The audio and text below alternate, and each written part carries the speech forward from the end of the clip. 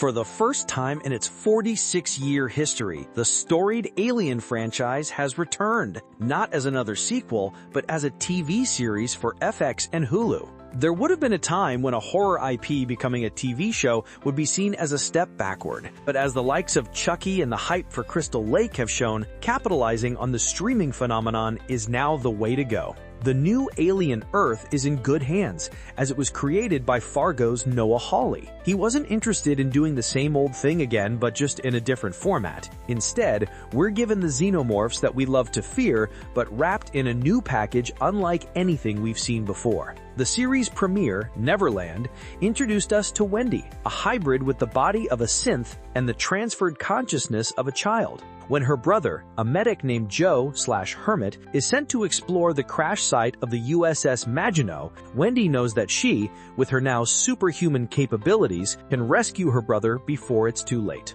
Here's everything that happens next in the second episode of Alien Earth, Mr. October. Hermit is on the run from a Xenomorph. The episode begins with Hermit and the other surviving rescue team members making their way through the wreckage of the Maginot.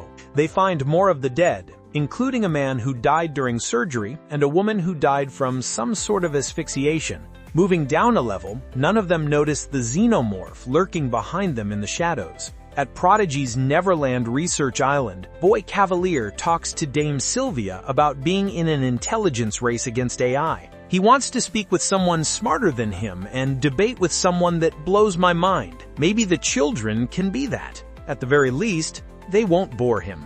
Gee, what a swell guy. On the Prodigy ship approaching the crash site, Wendy tells another hybrid named Slightly about how she has to save her very physically vulnerable brother. She'd better hurry because it's just down to Hermit and two Prodigy rescue team members in a crumbling stairwell. The two soldiers jump from one part of the stairwell to another, with a long drop below them. Hermit hesitates, but he's forced into jumping when the Xenomorph reveals itself. He falls to the floor below and is all alone as the alien chases him, only to barely escape with his life by hiding inside an elevator. He calls out for help on his radio, but no one can hear him. The episode jumps back one day earlier to when Hermit is shown trying to resign from his medic job, even though he has 7 months left in his contract. Because he's the last surviving member of his family, he wants to live his father's dream for him to become a doctor. Boy Kavalier, Dame Sylvia, Kirsch, and others watch the footage, wondering if it was a mistake to allow Wendy to observe her brother. During Hermit's conversation with the robot, he drops a line from Ice Age as Wendy is able to take control and briefly respond to her brother directly before Hermit's resignation request is ultimately denied. Prodigy and Yutani both want what's on board the Maginot. The Prodigy ship finally arrives at the crash site. With her advanced hearing, Wendy can hear some sort of buzzing inside the area. But what could it be? Before she can figure it out, they go inside a tent, where Kirsch talks to the military about what's happening and why the hybrids have been brought in to help handle the situation. Finding a monitor, Wendy is able to locate a security camera that reveals Hermit is still trapped in an elevator. She immediately takes off after him, so Kirsch sends Slightly to join her. Boy Kavalier gets a call from Yutani, who wants her ship back and everything on board. She also wants permission to send her team to recover it, but Kavalier denies her request. When she insists, he lets her know that their arrival would be considered a hostile act, given that the Maginot crashed in Prodigy-owned territory. Boy Kavalier tells his assistant, Adam Ines, that he wants what's on that ship. We know he's going to regret that choice.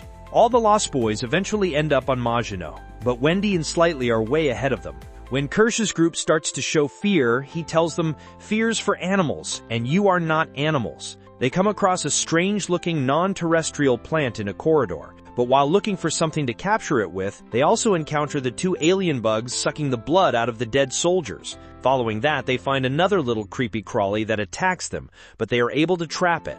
Wendy and Slightly make it to the stairwell where they find Hermit's bag and huge claw marks on the wall. Hermit is out of the elevator now and walking along a barren floor when he comes across another member of the rescue team crew. Knocking on a door in a hunt for survivors, they encounter a party of rich people dressed up in costumes from the 1700s. They have no idea what's going on, and they couldn't care less. That quickly changes when the Xenomorph shows up and kills the soldier, then flies into the suite and disposes of the guests. Hermit is suddenly alone again as he walks into an apartment full of body parts. The Xenomorph jumps on him, but before it can attack, Morrow arrives just in time and shoots with a gun that stuns it into unconsciousness. He does the same to Hermit, then shoots another weapon that covers the Xenomorph in a web-like material, allowing him to carry it away. Wendy reveals her true identity to Hermit. More incoming members of the rescue team come across Morrow and his moving bag. Alarmed, they tell the cyborg to put his hands behind his back.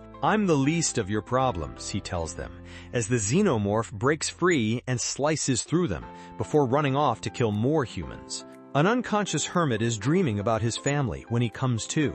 In a side room within the apartment, he stumbles upon a baseball hit by Mr. October, Reggie Jackson, in the 1977 World Series, and remembers watching the game with his father in another life. Hearing someone, he turns around to see Wendy. She knows him, of course, but to Hermit, this woman is a stranger. He talks about his dad, which makes Wendy smile. Wendy and Slightly reveal themselves to be synthetics. Kirsch doesn't care that they found Hermit, though. He's more concerned about them getting to the valuable cargo and securing it. Promising that there will be victims for him to help, Wendy coaxes Hermit into joining them.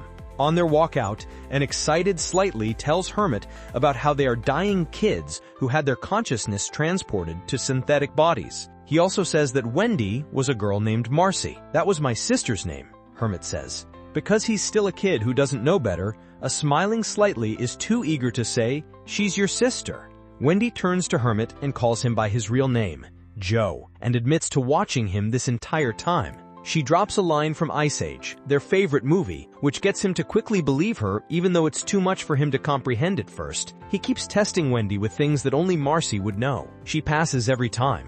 And finally, his head drops onto her shoulder, and they embrace. Joe has his little sister back. The group arrives at the alien eggs as something races at them from far off. A Xenomorph jumps out and takes Joe not to kill just yet, but to keep for the facehuggers, so more of its kind can be born.